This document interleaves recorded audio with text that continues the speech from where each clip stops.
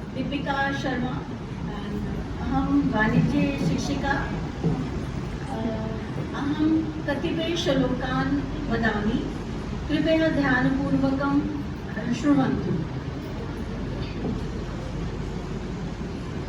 या देवी सर्वभूतेषु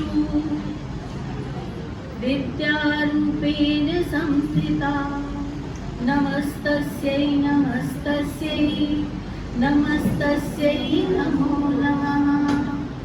या देवी सर्वभूतेषु विष्णुमेयति शब्दिता, नमस्तस्यै नमस्तस्यै नमस्तस्यै नमो नमः। या देवी सर्वभूतेषु चेतनेत्यविन्द्यति, नमस्तस्यै नमस्तस्यै नमस्तस्यै नमो नमः। या देवी सर्वभूतेषु शुद्धारूपेण संस्थिता, नमस्तस्यै नमस्तस्यै नमस्तस्यै नमो नमः।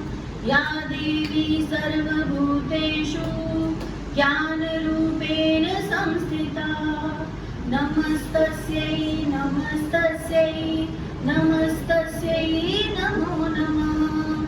या देवी सर्वभूतेषु ज्ञानरूपेण संस्थिता, नमस्तस्यै नमस्तस्यै नमस्तस्यै नमो नमः।